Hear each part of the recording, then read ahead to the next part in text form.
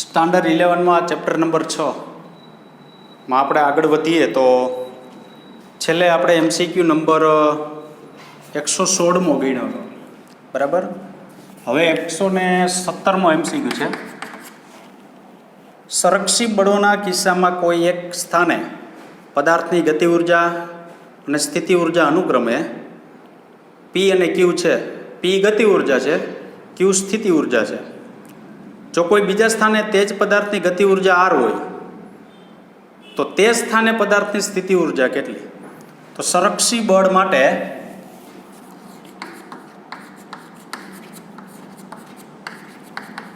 શું લખાય? K1 plus U1 K2 plus U2. પ્રારંભિક ગતિ ઉર્જા તમને P કીધી, પ્લસ Q કીધી, અંતિમ R કીધી અને સ્થિતિ ઉર્જા તમારે મેળવવાની U2. તો U2 બરાબર શું થાય? P plus Q minus R. Simple દાખલો છે, જોતા અઘરું લાગે છે, સિમ્પલ. 118. કોઈ એક સ્થાને ગુરુત્વાકર્ષી ક્ષેત્રમાં પદાર્થની ગતિ ઉર્જા K1, સ્થિતિ ઉર્જા U1, બીજા કોઈ સ્થાને તે જ પદાર્થની ગતિ ઉર્જા K2 લેસ ધેન K1 હોય તો સ્થિતિ ઉર્જા પર માટે ખાલી જગ્યા થાય. જ્યાં ગતિ ઉર્જા વધુ હોય ને સ્થિતિ ઉર્જા ઓછી હોય. ખ્યાલ આવ્યો કે નહીં? તો જોવો, જે ગતિ ઉર્જા ઓછી છે K2, તો ત્યાં U2 વધુ હોય, એટલે સી ઓપ્શન આવશે, બરાબર. 119. બાહ્ય બળો દ્વારા કોઈ તંત્ર પર થતું કાર્ય ખાલી જગ્યા જેટલું છે, તંત્રની યાંત્રિક ઉર્જાના ફેરફાર જેટલું. 120. યાંત્રિક ઉર્જાના સંરક્ષણનો નિયમ delta E delta K plus delta U equal to 0.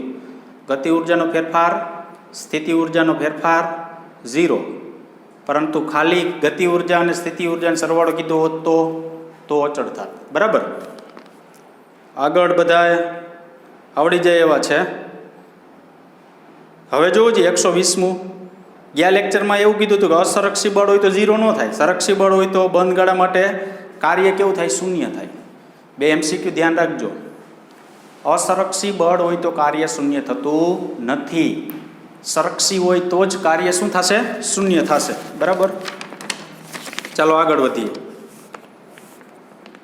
126. એક બાળક હાથમાં ગેસ ભરેલો ફુગ્ગો છે. આ ફુગ્ગાને છોડી દેતા તે ઉપરની દિશામાં ગતિ કરે તો તેની સ્થિતિ ઉર્જામાં ખાલી જગ્યા થાય. બાળકના હાથમાં એક ફુગ્ગો છે, એ છોડી દે, ઉપરની તરફ એ ગતિ કરવા માંડે છે, તો એની સ્થિતિ ઉર્જામાં ઘટાડો થાય, વધારો થાય, શું થાય? તો હું અહીં લખું છું, જોજો બરાબર. ગુરુત્વાકર્ષી સંરક્ષિત ક્ષેત્ર હોવાથી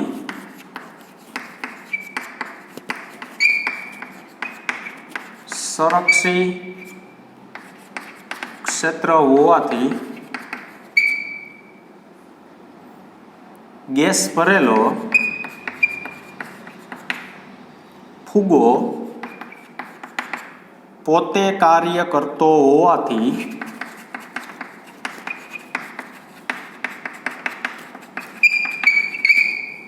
તેની સ્થિતિ ઉર્જામાં ઘટાડો થાય.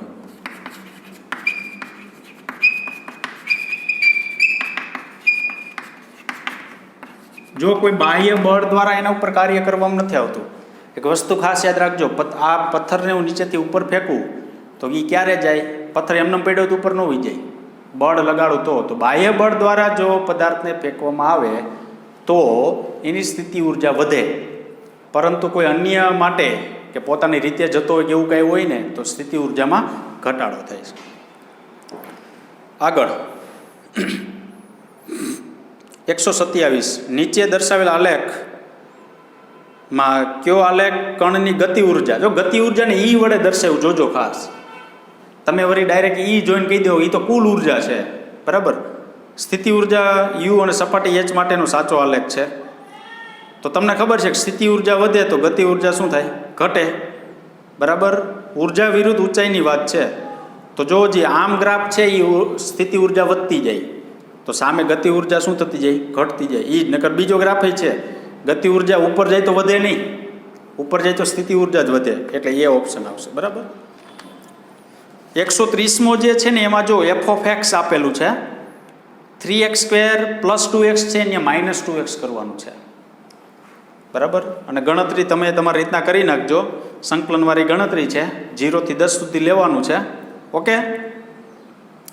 131.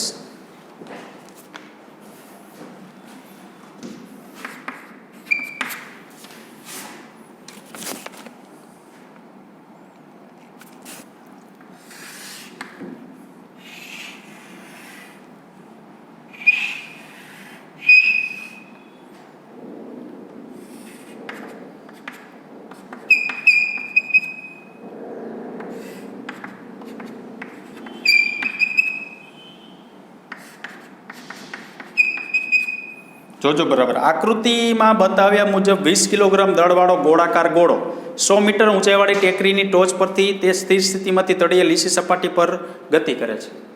અહીંથી નામ આવે છે, નામ આમ થાય છે, બરાબર. અને છેલ્લે અહીંયા સપાટી ઉપર ગતિ કરે છે. સપાટી પર ગતિ ત્યાં 30 મીટર ઊંચાઈવાળી ટેકરી ઉપર ચડે છે અને છેલ્લે 20 મીટર ઊંચાઈવાળી સમસ્થિતિ સપાટી ઉપર ગતિ કરે ત્યારે ગોળા વડે પ્રાપ્ત થયેલ વેગ કેટલો હશે? નીચે આવે સપાટીએ, પાછો 30 ઉપર ચડે, પાછો નીચે આવે ને પછી 20 છે, સીધી લીટીમાં એ શું કરે છે? ગતિ કરે છે. તો ગોળાએ પ્રાપ્ત કરેલો વેગ કેટલો? તો સ્થિતિ ઉર્જાનો ફેરફાર બરાબર ગતિ ઉર્જાનો ફેરફાર. શું કામે? સ્થિતિ ઉર્જાનું ગતિ ઉર્જાના રૂપમાં થાય. સ્થિર સ્થિતિમાંથી કીધું, ગતિમાં એવો પાછું સ્થિર સ્થિતિ ગતિમાં આવે.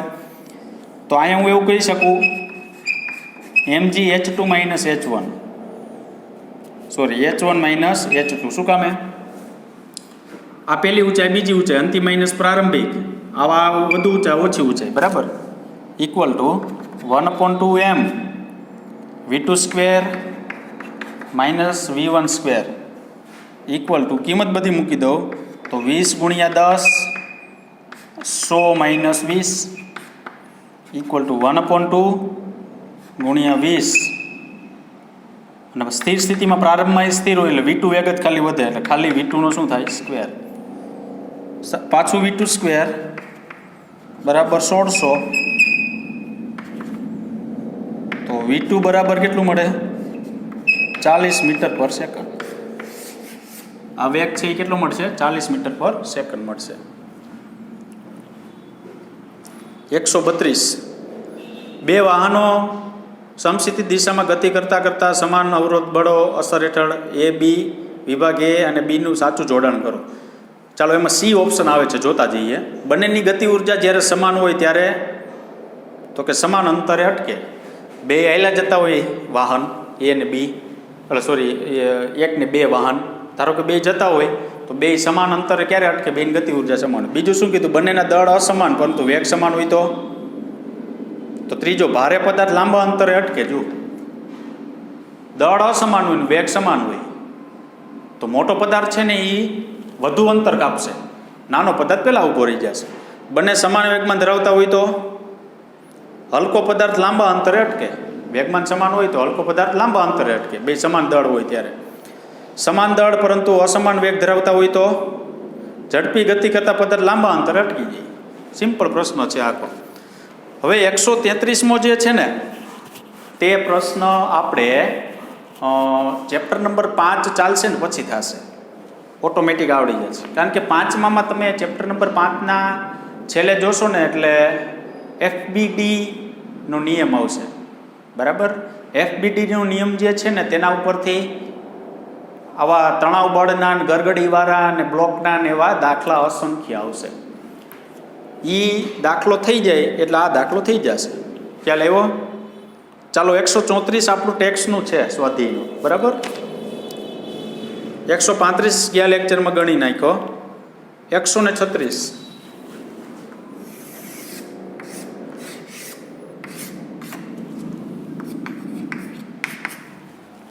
શું કીધું?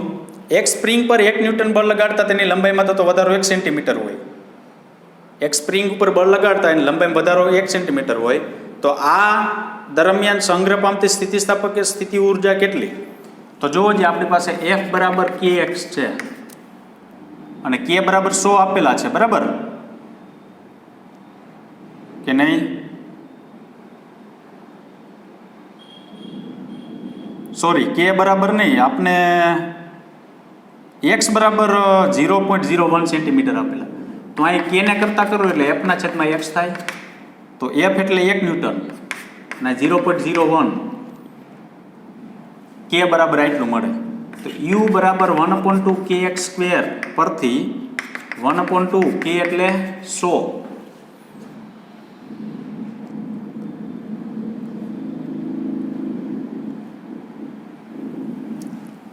એક મિનિટ હો.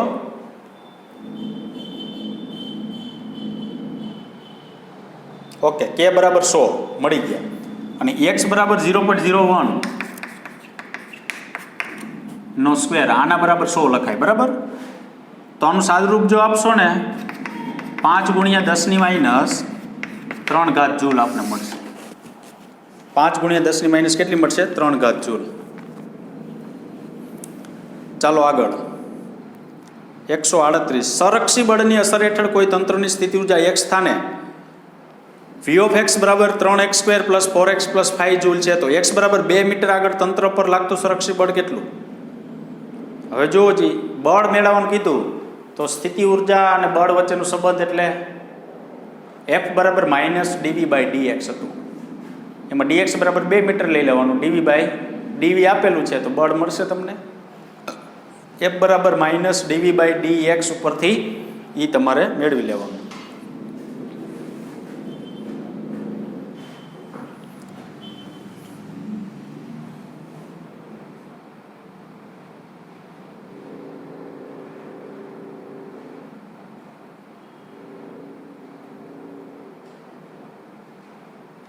એકસો 144. કે બળ અચળાંક ધરાવતી એક સ્પ્રિંગને પ્રારંભમાં x જેટલી ખેંચેલી છે. જો તેને વધુ y જેટલું અંતર ખેંચવામાં આવે તો બીજા ખેંચાણ દરમિયાન થતું કાર્ય ખાલી જગ્યા થાય. તો પહેલું છે W1 બરાબર 1/2 kx². બીજું છે W2 બરાબર 1/2 k તો છે જ, x છે અને y જેટલું વધારે ખેંચવામાં એટલે આમ. તો થતું કાર્યમાં W2 - W શું લખાય 1. તો અહીંયા 1/2 kx² -1/2 k (x + y²). તો 1/2 k કોમન નીકળે, x² - x + y શું લખાય સ્ક્વેર. તો 1/2 k x² - x² + y² + 2xy આવું થાય. x કેન્સલ થઈ જશે.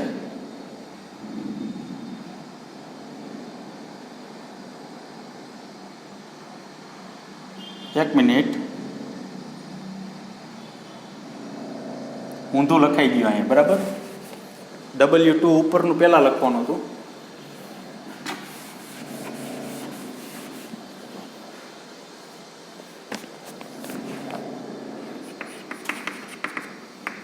(1/2 k x + y² - 1/2 k x²).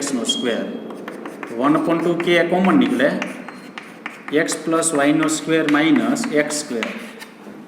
તો 1/2 k x² + y² + 2xy - x². આ માઇનસ પ્લસ કેન્સલ થઈ જાય. તો 1/2 k y² + 2xy, એમાંથી y કોમન કાઢો તો 1/2 ky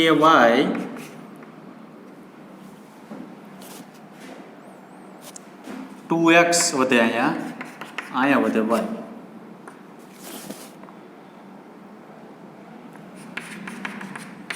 આ જવાબ આવશે 1/2 ky 2x + શું આવશે y, એવો જવાબ આવશે બરાબર. ચાલો આગળ જઈએ. તો 146મું છે. એક સ્પ્રિંગને x જેટલું ખેંચતા તેની સ્થિતિ ઊર્જા 10 જૂલ મળે. તો આ સ્પ્રિંગને બીજું વધારાનું x અંતર જેટલું ખેંચવામાં આવે તો કરવું પડતું કાર્ય કેટલું? તો જોવો જી, u ∝ x². કા તો કે સ્થિતિ ઊર્જા બરાબર 1/2 kx² સ્પ્રિંગ માટે લખાય. તો ખેંચવાની વાત આવી તો u ને x વચ્ચેનો સંબંધ રાખીએ આપણે. u2/u1 બરાબર x2² x1² એટલે હોલ સ્ક્વેર લખાય. u2 બરાબર 4 × u1 થશે. શું કામે? x2/x1 એટલે 5 મીટર 10 જૂલ વધારાનું એક્સ જેટલું ખેંચવામાં આવે છે, બરાબર. બીજું વધારાનું એક્સ જેટલું ખેંચવામાં આવે એટલે અહીંયા અંતિમ 2x થશે ને આ એક્સ તો છે જ, એક્સ કેન્સલ થઈ જાય, 2 નો સ્ક્વેર એટલે 4 u1 એવું થશે. આગળ જાઓ એટલે અહીંયા કિંમત મૂકો તો 4 ગુણ્યા 10 એટલે 40 જૂલ થાય, બરાબર.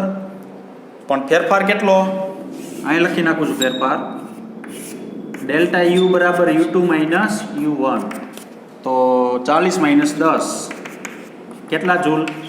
30 જૂલનો ફેરફાર થયો. કેટલા જૂલનો થશે ફેરફાર? 30 જૂલનો ફેરફાર થશે. ચાલો 147,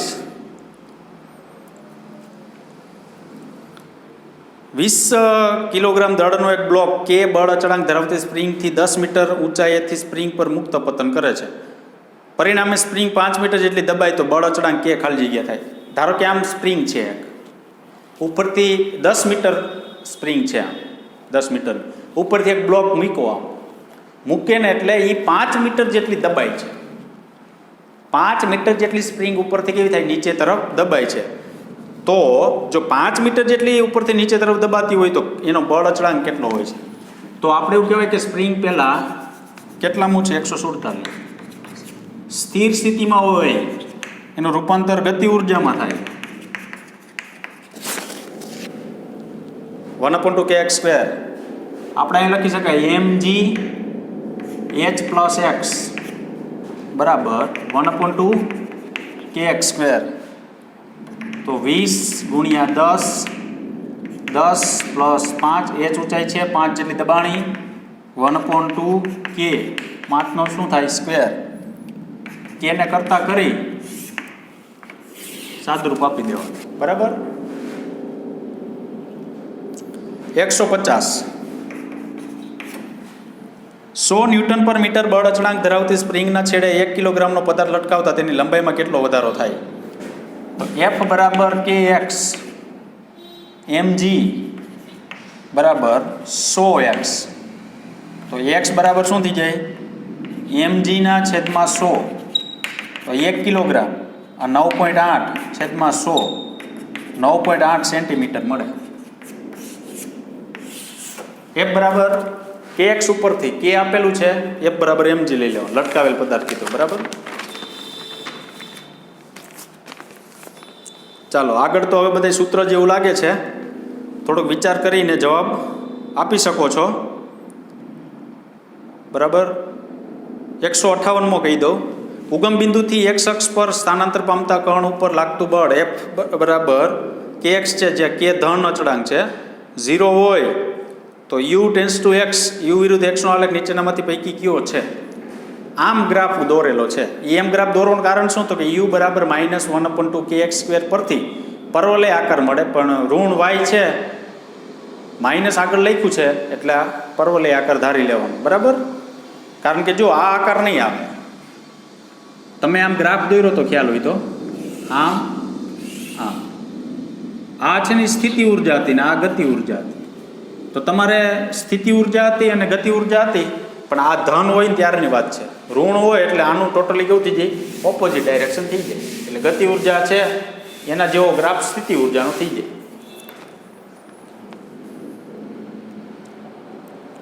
161,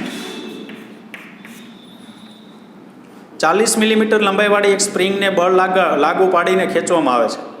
સ્પ્રિંગને 1 મીટર જેટલી ખેંચવા માટે 10 ન્યૂટન બળ જરૂરી હોય તો સ્પ્રિંગનું 40 મીટર જેટલું ખેંચવા માટે કેટલું કાર્ય કરવું પડે? તો k બરાબર પહેલાં k મેળવવાનું, F/x ઉપરથી k મળે અને કાર્ય કીધું તો 1/2kx², કિંમત મૂકી દેવાની, પૂરું.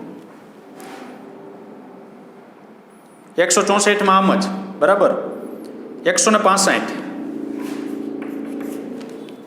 એક પદાર્થ સ્થાનાંતરના સમપ્રમાણમાં હોય તો પ્રતિપ્રવેગની અસર હેઠળ ગતિ કરે તો x જેટલા સ્થાનાંતર દરમિયાન તેની ગતિ ઉર્જામાં થતો ઘટાડો ખાલી જગ્યાના સમપ્રમાણમાં હોય. તો F બરાબર જો હજી શું લખાય? -kx લખાય. F બરાબર શું લખાય? ma લખાય. પ્રતિપ્રવેગ માટે છે એટલે -kx લખાય. તો પ્રવેગ બરાબર શું લખાય? a બરાબર -k × x, બરાબર. કારણ કે દળની કંઈ જરૂર નથી એટલે a બરાબર a પ્રપોર્શનલ લખવું તો લખાય -k × x. તો અચળ પ્રવેગી ગતિના સમીકરણ પરથી v square minus v zero square બરાબર 2AD. તો v square minus v zero square એ તમને મળી ગયું 2 માઇનસ KX ઇન્ટુ એક્સ. બંને બાજુ 1/2 વડે ગુણતા તો 1/2 m વડે ગુણતા તો 1/2 mv square minus 1/2 mv zero square બરાબર 1/2 m માઇનસ KX સ્ક્વેર. આવું થાય.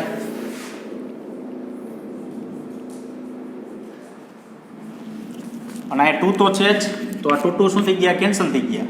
બરાબર. તો અહીંયા ડેલ્ટા કે કહેવાય આને. 1/2 એટલા માટે એટલે માઇનસ એમ કે એક્સનો સ્ક્વેર. તો ડેલ્ટા કે ગતિ ઉર્જાનો ફેરફાર છે એ માઇનસ એક્સ સ્ક્વેરના સમપ્રમાણમાં હોય છે. શું કામ માઇનસ એક્સ સ્ક્વેરના સમપ્રમાણમાં? કારણ કે તમને ઘટાડો કીધો છે એટલે મેં ઓલરેડી અહીંથી ડાયરેક્ટ પહેલાં માઇનસ જ લઈ લીધા. એફ બરાબર માઇનસ કે એક્સ, એફ બરાબર એમ એ પ્રવેગ, અચળ પ્રવેગી ગતિ, પ્રવેગી ગતિ કીધી એટલે અચળ પ્રવેગી ગતિના સમીકરણનો ઉપયોગ કર્યો અને એના ઉપરથી ગતિ ઉર્જાનો ઘટાડો મેળવી લીધો.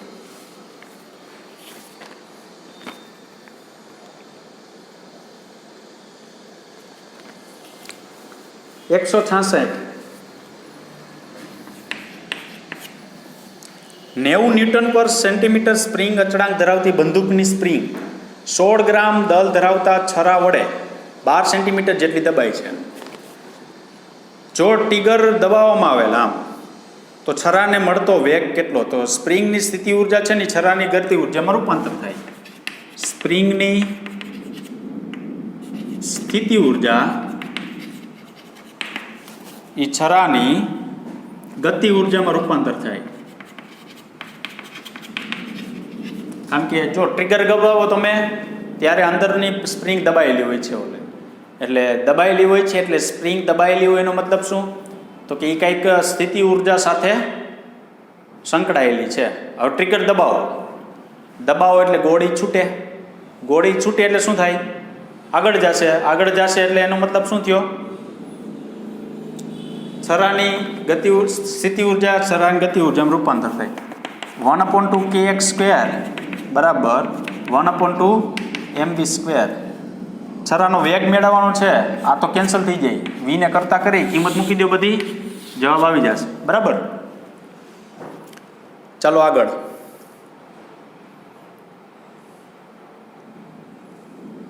એકસો 68 લાકડાનો એક બ્લોકમાં 3 સેન્ટીમીટર તેનો અડધો વેગ ગુમાવી દે તો સ્થિર થાય ત્યાં સુધી કેટલો વધુ અંદર જશે? હવે એવું કીધું કે આ લાકડાનો બ્લોક છે, એમાં ધારો કે હું ગોળી જ મારું, લાકડાના બ્લોકને ગોળી મારું ને એટલે ગોળી 3 સેન્ટીમીટર અંતર કાપે ને ત્યારે પ્રારંભિક વેગ કરતાં અડધો વેગ થઈ જાય. 100 મીટર પર સેકન્ડની ઝડપે જતો હોય તો 3 મીટરે એનો વેગ કેટલો હોય? 50 મીટર પર સેકન્ડ હોય. તો હવે એને સ્થિર થાય ત્યારે કેટલો અંદર જશે વધુ? હવે ધીમે ધીમે વેગમાં જ ઘટાડો થયો, હવે 3 સેન્ટીમીટરથી કેટલો અંદર જશે ત્યારે સ્થિર થઈ જશે એ મેળવવાનું છે. તો v square minus v zero square બરાબર 2AD પરથી વી ઝીરો સ્ક્વેર બાય 2 અંતિમ વેગ અડધો થાય એવું કીધું એટલે બાય 2 કીધું. Minus v zero square 2A અને કેટલું મીટર કીધું? 3 મીટર કીધું. તો હવે આમાં પ્રવેગ તમને મળશે માઇનસ વી ઝીરો સ્ક્વેરના છેદમાં 8 મળશે. બરાબર. તો v square minus v zero square બરાબર 2AD પરથી પાછું અંતિમ વેગ 0 થાય, ગોળે સ્થિર થઈ જાય ત્યારે માઇનસ વી ઝીરો બાય 2નો સ્ક્વેર બરાબર 2 પ્રવેગ minus v zero square by 8 into d. પાછું ડીને કરતા કરી દો, આ તો બધું કેન્સલ થઈ જાય. બરાબર. સ્ક્વેર વાળું છે એટલે અહીં 4, અહીંયા 2, ડીને પાછું કરતા કરી દો ને એટલે 1 સેન્ટીમીટર જવાબ આવશે. કે બ્લોકની અંદર ગયા પછી જો શું કીધું? બ્લોકમાં ખૂતે ત્યારે 3 સેન્ટીમીટર અંતર કાપે ને ત્યારે વેગ અડધો થાય, પછી સ્થિર થવા માટે કેટલું અંતર કાપશે? 1 સેન્ટીમીટર અંતર કાપશે. બરાબર. ચાલો આગળ. હવે તો સિમ્પલ MCQ છે 175માં.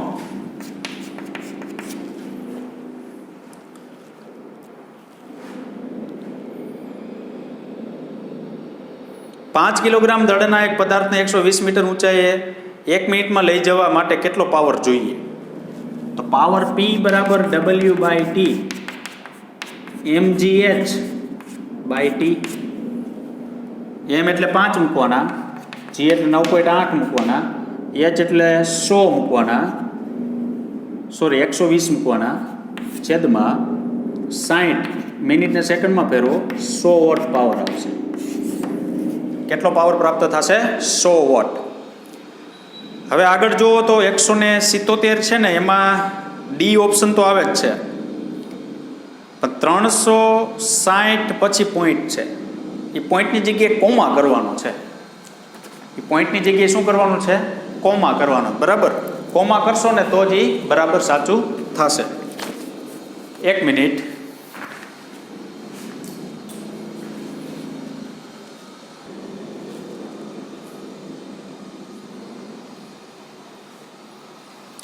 ચાલો આગળ. પછી તો થોડાક લોજિક વાળા પ્રશ્નો છે બધાય. હવે છે 182. 78 કિલોગ્રામ દળનો એક માણસ એક સીડી 13 સેકન્ડમાં ચડી જાય છે, જ્યારે 50 કિલોગ્રામ દળનો માણસ તે સીડી 10 સેકન્ડમાં ચડે તો તેમણે કરેલા કાર્યનો સમયદરનો ગુણોત્તર. સમયદરનો ગુણોત્તર કીધું જો, તો W1/W2 mgh/t mgh/t જે આપેલું હોય તે 1 2 એટલે દળ 1 2 લેવાનું, સમય કેવું લેવાનું? 1 2 લેવાનું. કિંમત મૂકો m1/m2 t2 બાય શું થઈ જાય? t1. કિંમત મૂકો બધી. પેલો દળ છે 78, બીજું દળ છે 50, બીજો સમય છે 10, પેલો સમય 13. 6.5 જવાબ આવશે. ઓકે, બરાબર. ચાલો આગળ જઈએ.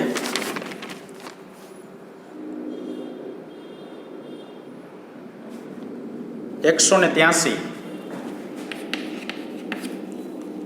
એક વોટરફોલમાંથી પાણી 50 કિલોગ્રામ પર સેકન્ડના દરથી 50 મીટર નીચે રહેલ ટર્બાઇન પર પડે છે, તો પાવર કેટલો? પાવરનો એકમ આવો થાય જો, કિલોગ્રામ મીટર સ્ક્વેર પર સેન્ટીમીટર ક્યુબ મેળવી લેજો. બરાબર. હવે જો આપણે 1 કિલોગ્રામ પર સેકન્ડમાં આપેલું છે, એક આપેલું છે મીટરમાં, એક આપેલું છે મીટર પર સેકન્ડ સ્ક્વેરમાં. કિલોગ્રામ પર સેકન્ડમાં આપેલું છે એક મીટર આપેલું છે ને 1 મીટર પર સેકન્ડ સ્ક્વેરમાં. તો કિલોગ્રામ મીટર એમાં કોણ આપ્યું? 50. ખાલી મીટરમાં કોણ આપ્યું? 50. અને ઓલું 10. 25,000 વોટ, 25 કિલોવોટ. ઓકે, બરાબર. ચાલો આગળ જઈએ. 187 છે. સ્થિર સ્થિતિમાંથી એક પદાર્થને નિયમિત પ્રવેગી ગતિ આપતા તે ટી સમયમાં v વેગથી ગતિ કરે છે, તો તે દરમિયાન સરેરાશ પાવર કેટલો? તો P બરાબર W/T. તો અહીં 1/2 m v² - v0² / t. v0 0 કરી દો તો mv²/2t. આ જવાબ mv²/2t. હવે આગળ બધાય તો આવડી જાય એવા છે. બરાબર. 193.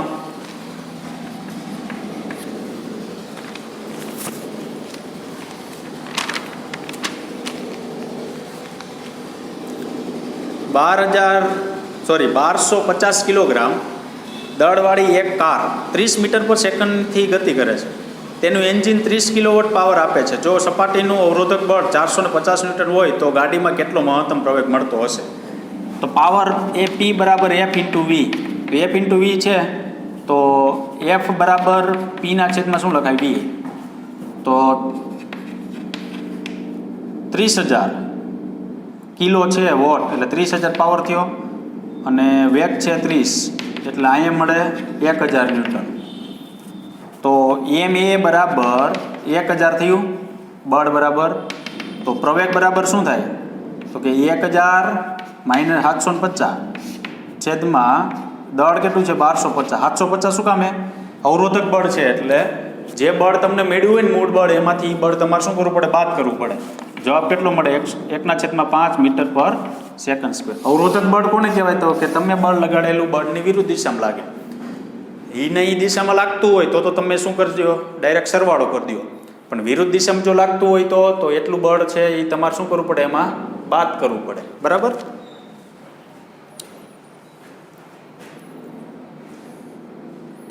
$194 1000 કિલોગ્રામ દળ ધરાવતી એક કાર નિયમિત પ્રવેગથી તેની સ્થિર સ્થિતિમાંથી 54 કિલોમીટર પર સેકન્ડ કલાકનો વેગ 5 સેકન્ડમાં મેળવ્યો તો આ સમયગાળામાં સરેરાશ પાવર કેટલો હશે? આની જેમ જ. બરાબર. અહીં 1/2 MB મૂકી છેદમાં 5 સેકન્ડ મૂકીને જવાબ મેળવી લેવાનો. ચાલો 195. એક પદાર્થ પર 4 સેકન્ડ સુધી 2 I caret plus 3 J caret plus 4 K caret newton બળ લગાડતા તેનું 3 I caret plus 4 J caret plus 5 K caret metre જેટલું સ્થાનાંતર થાય છે. તો પાવરનું મૂલ્ય કેટલું? તો તમારે P બરાબર F dot D by V, sorry T, તમે W બાય T એવું લખી શકો. જો W બાય શું લખો? T. તમારે પહેલાં F ઇન્ટુ D મેળવવું પડે. F vector dot D vector એ મેળવી લેવાનું. એ F ઇન્ટુ D બરાબર અહીં મૂકી સમય મેળવી લેવાનો, અથવા Fનું મૂલ્ય અને Dનું મૂલ્ય મેળવી લેવાનું. સમય 5 સેકન્ડ કેટલી છે? 4 સેકન્ડ. એ મૂકી દેવાનું, પાવર મળે. ઓકે. 196. એક m દળવાળા સ્થિર પદાર્થને પ્રવેગ આપતા તે કેપિટલ T સમયમાં v જેટલો વેગ પ્રાપ્ત કરે છે. સમયના પદમાં પદાર્થને મળતો તત્કાલીન પાવર કેટલો? તો F બરાબર ma લખાય, m બરાબર વેગના છેદમાં સમય લખાય, આવર્તકાળ કે કેપિટલ T સમય કીધું એટલે એવું લખ્યું. v બરાબર at પરથી v બાય T ઇન્ટુ શું લખાય? T. પ્રવેગ બરાબર v બાય T લખાય ઇન્ટુ શું લખાય? T. તો પાવર કીધો તમને, તો P બરાબર F ઇન્ટુ V. તો F એટલે mv બાય T અને VT બાય T, તો mv square by T square into T.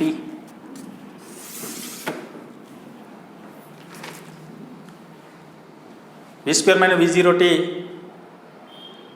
v square plus at, v0 square plus at, v0 છે એ 0, v બરાબર atm. બરાબર.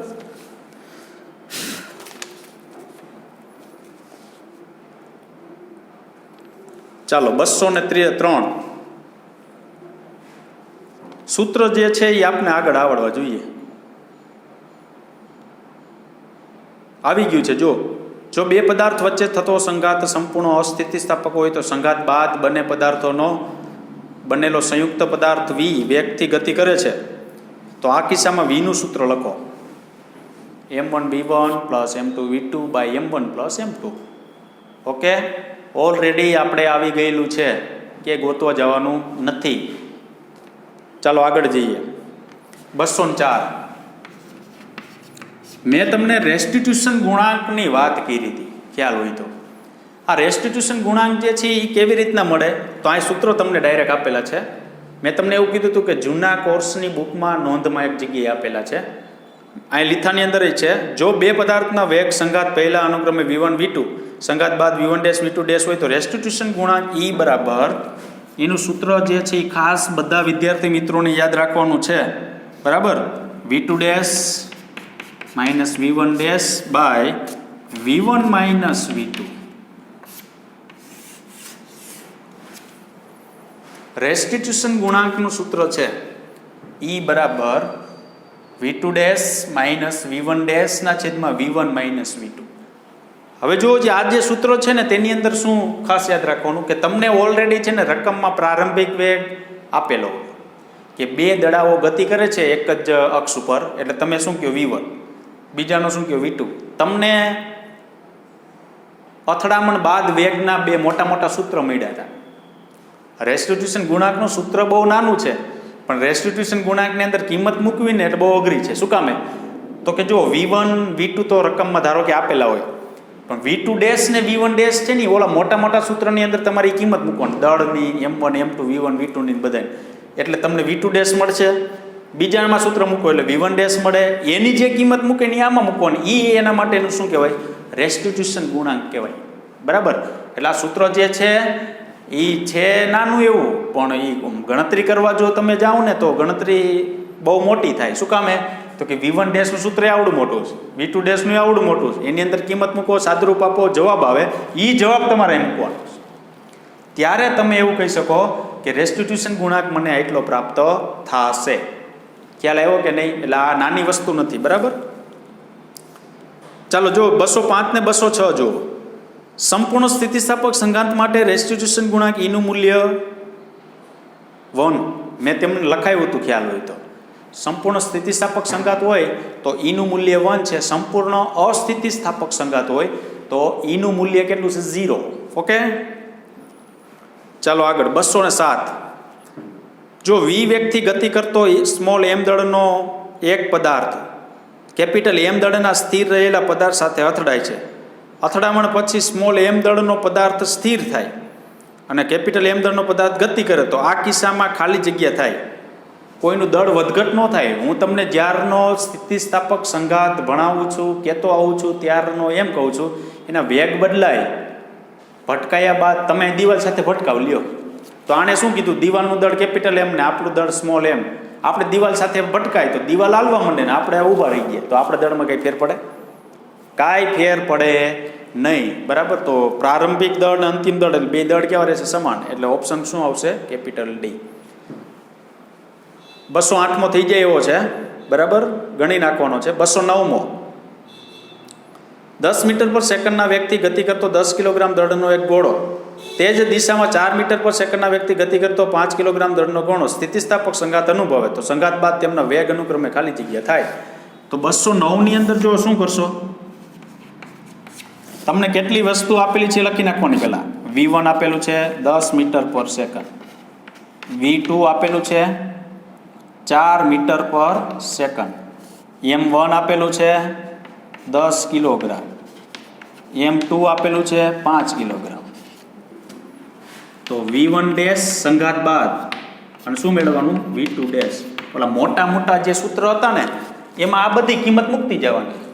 બધી કિંમત મૂકતા જશો ને એટલે પહેલું મળશે V1 ડેશ ને બીજું મળશે V2 ડેશ.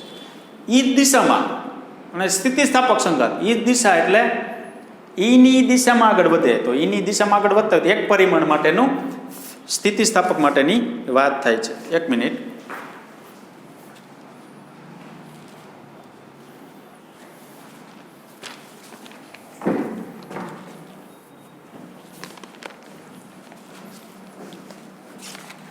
આ વચ્ચેનું ચેકું છું થોડું. બરાબર?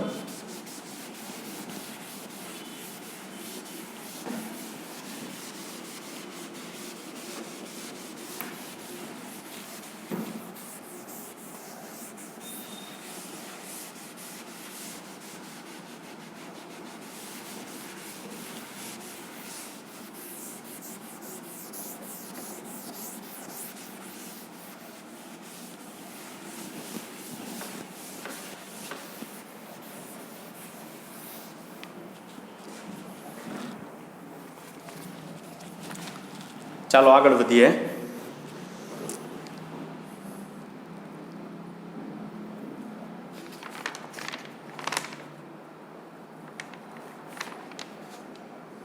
બસો ને 11 વેગમાન સંરક્ષણના નિયમ ઉપરથી મેળવવાનું છે.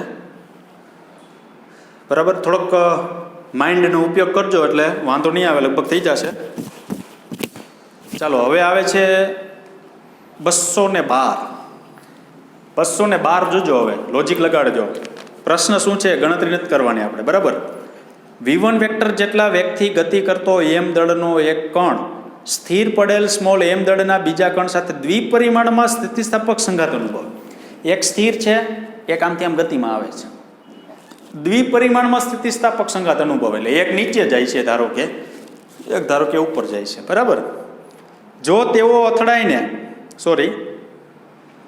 સંઘાત બાદ આ કણો v1 ડેશ વેક્ટર અને v2 ડેશ વેક્ટરથી ગતિ કરતા હોય તો v1 ડેશ વેક્ટર અને v2 ડેશ વચ્ચેનો ખૂણો કેટલો હોય? સંઘાત બાદ ઓલો v1 ડેશ વેક્ટર આમ વયો જાય ને એક વયો જાય આમ v2 ડેશ વેક્ટર, એનો ખૂણો કેટલો હોય? ચાલો કયો તો કેટલો ખૂણો હોય? 90 નો. ઉદાહરણ નંબર 13 આવ્યું હતું, જો ખબર છે? દ્વિપરિમાણ હોય, દળ સમાન હોય. સૌથી અગત્યની વસ્તુ જો v1 જેટલા વ્યક્તિ ગતિ કરતો m દળનો એક કણ સ્થિર પડેલ m દળના બીજા કણ સાથે, તો પેલો જે ગતિ કરે એ m દળનો છે અને જે સ્થિર જે પડેલો છે ને એ કેટલા દળનો છે? m દળનો જ છે. તો બે ના દળ જો સમાન હોય તો શું થાય? ગતિ કરતો પદાર્થ જે છે એના બેના સ્થિર હોય, ગતિમાં હોય, બે એક સ્થિર હોય અને ગતિમાન હોય, દળ સમાન હોય અને એક નીચે ભાગે ને ઉપર ભાગે, તો બે વચ્ચે ખૂણો હંમેશા કેટલાનો રહેશે? 90 નો જ રહેશે. ખ્યાલ આવ્યો કે નહીં? ઓકે, એટલે ડાયરેક્ટ જવાબ 90. 213. 20 કિલોગ્રામ દળ ધરાવતા બે પદાર્થો અનુક્રમે 4 મીટર પર સેકન્ડ, 2 મીટર પર સેકન્ડના વ્યક્તિ એકબીજાની વિરુદ્ધ દિશામાં ગતિ કરે છે. જો તેઓ અથડાઈને સંયુક્ત રીતે એક જ પદાર્થ તરીકે ગતિ કરે તો આ સંયુક્તનો વેગ કેટલો? સંયુક્ત વેગ માટેનું સમીકરણ આવ્યું હતું અસ્થિતિસ્થાપક માટે, m1v1 + m2v2/m1 + m2 પૂરું. ઓકે, ચાલો 216 થોડુંક ગણાવ્યા જેવો છે. બરાબર,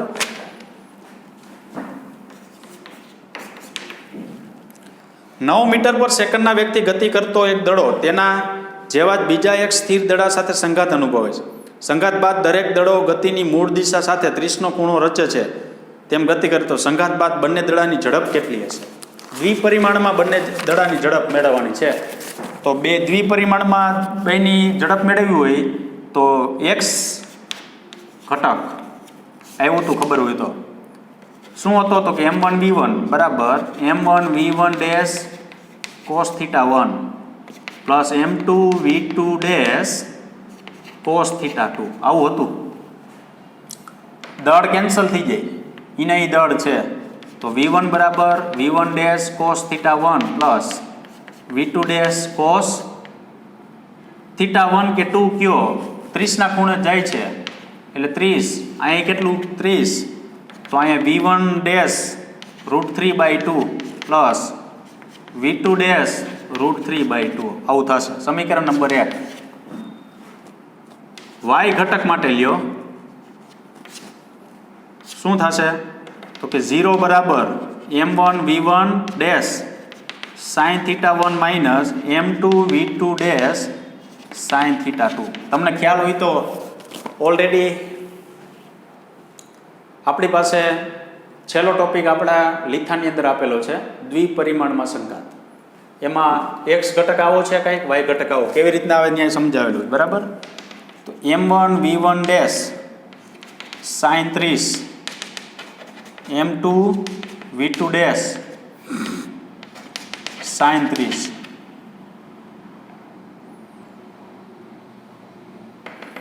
m1 તો કેન્સલ, અહીંયા sin 30 1/2 એ કેન્સલ, તો sin 30 કેન્સલ, તો v1 ડેશ બરાબર શું થાય? v2 dash. આ સમીકરણ નંબર 2. સમીકરણ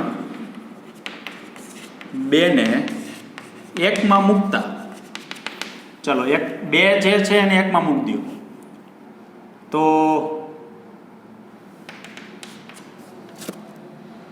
v1 બરાબર v2 ડેશ √3/2 v2 ડેશ √3/2, ટૂંકમાં એ v1 ની કિંમત મૂકી દીધી, તો 2v2 ડેશ √3/2 આ v1. v2 ડેશ બરાબર શું થાય? v1 બાય આ 2 કેન્સલ, v1 બાય √3. v1 9 આપેલું છે, 3 × 3 લખાય આને √3, તો 3√3 મીટર પર સેકન્ડ.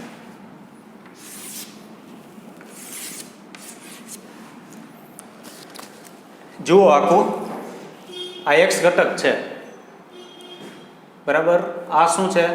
y ઘટક છે, આ y ઘટક. એમાંથી આવું કન્ડિશન મળી, v1 ડેશ બરાબર v2 ડેશ મળ્યું. આની કિંમત આમાં મૂકી દીધી એટલે આવું મળ્યું. બેન સરવાળો 2 કેન્સલ, √3 9 આપેલા છે v1 વેગ, એટલે આ રીતના થશે. બરાબર,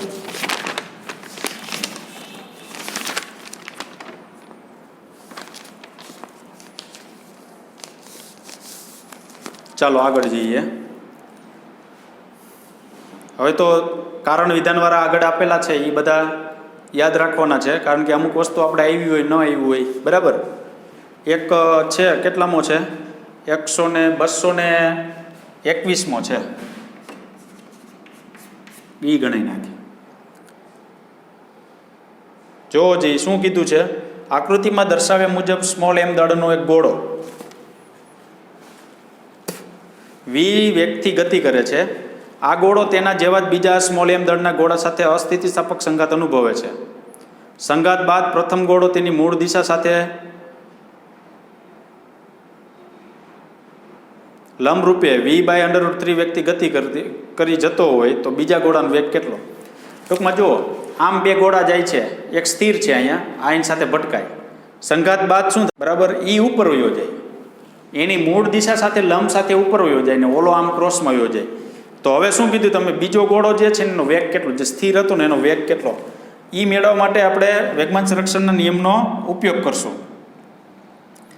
તો કે પ્રારંભની અંદર તમે આવું લખી શકો, m1 v1 બરાબર m1 v1 dash plus m2 v2 dash. બરાબર. પણ હવે અહીંયા દળ સમાન છે એટલે દળ તો વયું ગયા, એ તો ફાઇનલ થઈ ગયું. m1 બરાબર m2 બરાબર m. હું આકૃતિ નથી દોરતો, બરાબર, આકૃતિ જોઈ લેજો એમાં. તો અહીંયા વધે શું મારી પાસે, તો કે v1 બરાબર v1 ડેશ વધે, અને v1 ડેશ બરાબર કેટલું છે, v બાય શું છે, √3 છે. ખ્યાલ આવ્યો? બરાબર. મારી પાસે અત્યારે v1 જે છે એ v1 ડેશ છે, કારણ કે v1 બરાબર v1 ડેશ અને v1 બરાબર v, ભૂલાઈ ગયું, નહીતર આ બે હરખું થઈ ગયું. v1 બરાબર v અને v1 ડેશ કેટલું છે, v/√3. કારણ કે જે ગોળો ગતિ કરે છે ને એ v વેગથી ગતિ કરે છે, અથડામણ બાદ એનો વેગ v/√3 લંબ રૂપે થાય છે. તો v1 પ્રારંભિક વેગ v, અથડામણ બાદ નવો વેગ કેટલો મળે, એનો v1 ડેશ મળે, એ કેટલો છે, v/√3. એ તો આપી દીધો કે જે ગોળો જે છે એ આમ માયલો આવતો હોય આમ, બરાબર, ત્યારે v વેગ, અથડામણ બાદ એ લંબ રૂપે ઉપર તરફ જાય ત્યારે એનો વેગ કેટલો થઈ જાય, v/√3. એ રકમમાં આપેલું છે. હવે આગળ જોઈએ, કિંમત મૂકીએ. તો અહીંયા મેં દળ ઉડાડી નાખ્યું, પણ થોડોક ઉપયોગ કરી આવવા માટે પછી ઉડાડી નાખો તોય હાલ છે. તો m/i જો equal to m v1 dash કેટલું છે, તો કે v/√3 કઈ દિશામાં, તો કે j plus m v2 vector dash. શું કર્યું તમને આ ખબર છે કે v1 v છે, v1 ડેશ કેટલું છે, v/√3 છે. એની શું મીકી, આમાં કિંમત મીકી. જુઓ, દળ તો બધા mm કરી નાખ્યા. v1 એટલે શું, તો કે v મૂકી દીધું. કઈ દિશામાં છે, તો કે આ દિશામાં, એટલે x ની દિશામાં. જો એમાં દિશા આપેલી x ને ઉપર y. પછી શું આવ્યું, v1 ડેશ એ આપેલું છે v/√3 કઈ દિશામાં, y ની દિશામાં, તો j લખી નાખ્યું. અને v2 ડેશ આપણે મેળવવાનું છે. બરાબર. તો દળ કેન્સલ થઈ ગઈ. જુઓ, કાંઈ વધ્યું શું, ખાલી v2 ડેશ વેક્ટર બરાબર vi માઇનસ v/√3 j. આને કરતા કર્યું તો આ બાજુ આવી ગયું. હવે આનું મૂલ્ય મારે લેવું હોય v2 ડેશનું, તો અહીંયા અંડરરૂટમાં શું થાય, v² પ્લસ v²/3 આવું થાય. તો અંડરરૂટમાં 4v² બાય શું થાય 3. ખાલી v2 ડેશ મેળવવું હોય તો આનું અંડરરૂટ કાઢવું એટલે અહીંયા 2 થાય, v થાય, અને બાય રૂટ શું થાય 3. આવો જવાબ આવશે, 2v/√3 જેવો જવાબ પ્રાપ્ત થશે. બરાબર. તો અહીંયા સંપૂર્ણપણે ચેપ્ટર નંબર 6 આપણે પૂર્ણાહુતિ થશે. MCQ ગણાઈ ગયા, સ્વાધ્યાય દાખલા, ઉદાહરણ, થિયરી બધું આવી ગયું. તો હવે આપણે આગળ તરફ વધીશું. ચેપ્ટર નંબર 7 બહુ મોટું ચેપ્ટર છે. બરાબર. અને બહુ ઇન્ટરેસ્ટિંગ ચેપ્ટર છે, કારણ કે એની અંદર જે ઉપયોગ આવશે એ ઉપયોગ જે છે આગળ જતાં ખૂબ વધુ પ્રમાણમાં આપણે એનો ઉપયોગ કરવાનો. જે થિયરી આપણે ભણવાની છે એનો ઉપયોગ ખૂબ કેવો કરવાનો છે, વધુ પ્રમાણમાં કરવાનો. તો અહીંયા સુધી રાખીશું આપણે. બરાબર. Thank you very much.